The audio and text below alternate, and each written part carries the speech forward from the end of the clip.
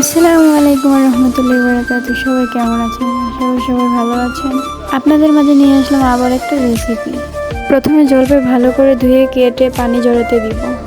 জলপাই আর রসুনের মিক্স আচার বানাবো, তার জন্য নিয়ে নিলাম রসুন। রসুনটা ভালোভাবে ছুলিয়ে নেব যেন কোনো রকম খোসা না থাকে। এখন আস্তে কয়েকটা রসুন নেব। রসুনের মধ্যে 2 টুকরা করে ভালোভাবে ছেঁচে নেব।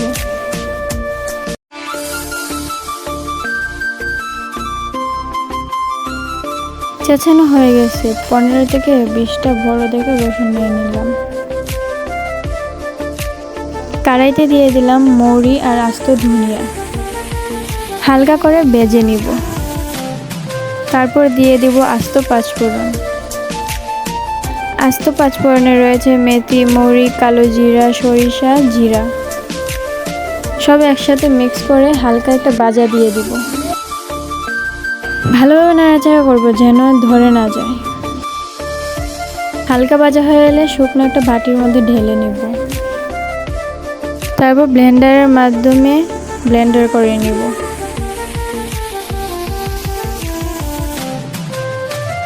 ব্লেন্ডার করার সময় কোনো সময় পানির ব্যবহার করব না। মশলাটা গুঁড়ো করে নিব।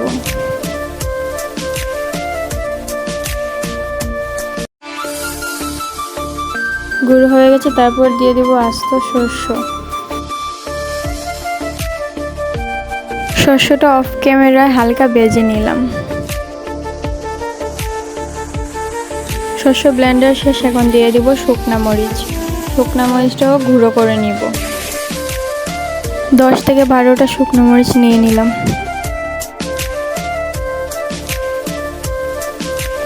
এখানে নিয়ে নিলাম হাফ কেজির মতো চিনি।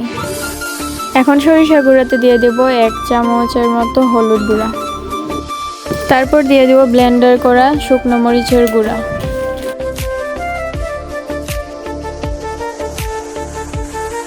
তারপর দিয়ে দেব সরিষার তেল।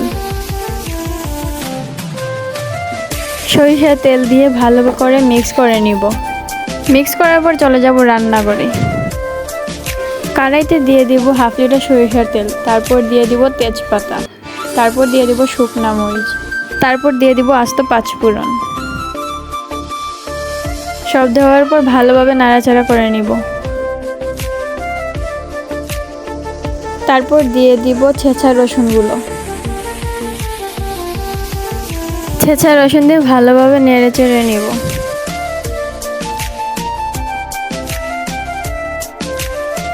নেড়েচেড়ে নেওয়ার পর ভালোভাবে ফেনা হয়ে আসলে তখন দিয়ে দিব জলপাই।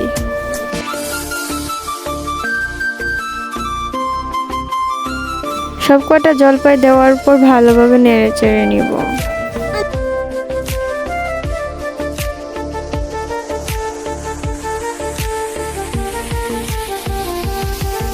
ভালোভাবে নাড়াচাড়া করার পর দিয়ে দিব আস্ত রসুন। আস্ত রসুন ঢালার পর ভালোভাবে আবার নাড়াচাড়া করে নিব যেন মশলাটা ভালোভাবে মিশে যায়।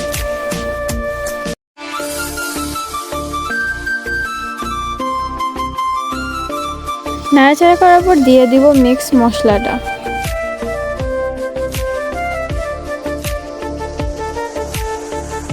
মিক্স মশলাটা দিয়ে ভালোভাবে নাড়াচাড়া করে নিব। ভালোভাবে মেশাতে হবে যেন প্রত্যেকটি গায়ে মশলা মিশে যায়। আর খেয়াল রাখতে হবে নিচে যেন না ধরে যায়।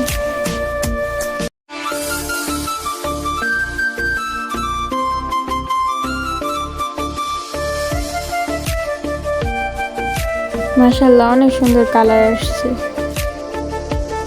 তারপর দিয়ে দেব 1 চামচ বিট লবণ। বিট লবণ দিয়ে ভালোভাবে নাড়াচাড়া করে নেব। তারপর দিয়ে দেব পরিমাণ মতো লবণ। লবণ দিয়ে ভালোভাবে নাড়াচাড়া করে নেব। যারা এখনো ভিডিও দেখেও লাইক করেনি তারা লাইক করবেন, আর যারা নতুন এসেছেন তারা অবশ্যই সাবস্ক্রাইব করতে ভুলবেন না। এখন দিয়ে দিব হাফ কেজি চিনি। যেহেতু টক মিষ্টি আচার হবে তার জন্য চিনির প্রয়োজন। চিনি দিয়ে আবারও ভালোভাবে মিশিয়ে নেব।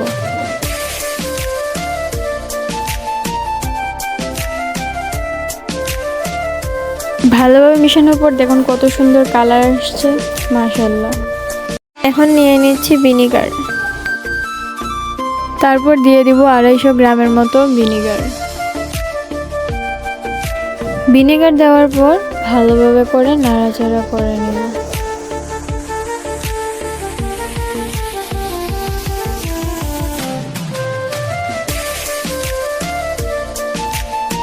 দেখুন যত রান্না হচ্ছে ততই জিভের জল চলে আসছে।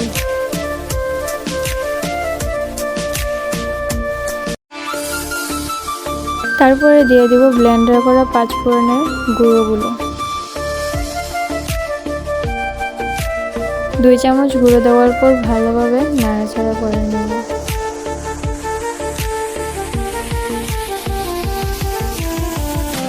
পাঁচ ফোড়নের গুঁড়োটা দেওয়ার পর 5 মিনিট নাড়াচাড়া করে নেব। 5 মিনিট নাড়াচাড়া করার পর নামিয়ে নেব। আমার ভিডিও যদি আপনাদের ভালো লাগে অবশ্যই কমেন্ট করে যাবেন আর শেয়ার করতে ভুলবেন না। অবশেষে টক মিষ্টি আচার রেডি। এরকমভাবে যদি কেউ আগে খেয়ে থাকেন অবশ্যই কমেন্টে জানাবেন, আর কেমন হয়েছে রেসিপিটা অবশ্যই কমেন্ট করে বলবেন। সবাই ভালো থাকবেন, আল্লাহ হাফেজ।